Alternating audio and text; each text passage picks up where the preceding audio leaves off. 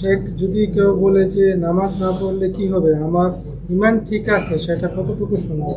একটু আগে তো বললাম যে বলবে যে নামাজ না পড়লে কি হবে, আমার ইমান ঠিক আছে, মানে এখান ঠিক আছে, সে হচ্ছে কাজ্জাব, মিথ্যুক, চরম মিথ্যুক, একবারে মিথ্যুক।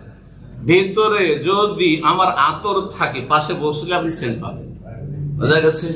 আর বগলে লম্বা লম্বা যদি বগলের পশম অনেকে রাখেন, এইদিকে জেনারেল শিক্ষিত মানে খুব শিক্ষিত, আর 6 মাস ও বগলের লোম সাফ করেনি, তার গন্ধের শেষ নেই, একটুতে ঘামছে বগল, তাই না? তো ভিতরের গন্ধ উপরে পাওয়া যাচ্ছে, ঠিক কিনা? তো তোমার বাহ্যিক অবস্থা কেন খারাপ, বেনামাজি কেন, তার মানে তোমার ভিতর আরো খারাপ, তোমার ভিতরে গলিজ আছে বলি তুমি নামাজি হইতে পারো নি, বোঝা গেছে? আল্লাহ হেদায়েত দান করুন। নাস্তিকদের কথা,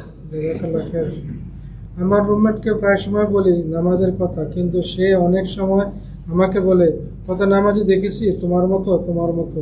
মোল্লারে এখন সমস্যা, এটা কতটুকু সঠিক? এরা সীমা লঙ্ঘন করে। তবে যারা ধার্মিক লোক তারা হচ্ছে সাদা কাপড়ের মতো, সাদা কাপড়ে সামান্য একটু ময়লা লাগলে চেনা যায়।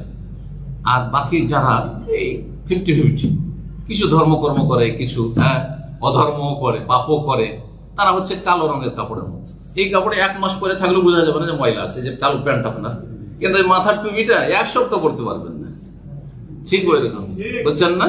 তো আমরা হচ্ছে যারা একটু ধার্মিক লোক, একটু নিজের মান সম্মানের খেয়াল রাখবেন। আপনার ছোট গুনাহ করলেও কবিরা গুনাহ হয়ে গেল সমাজের কাছে, আর ওরা 7 খুন করার পরও হজে চলেছে ফেরেশতার সাথে। আল্লাহ হেদায়েত দান করুন।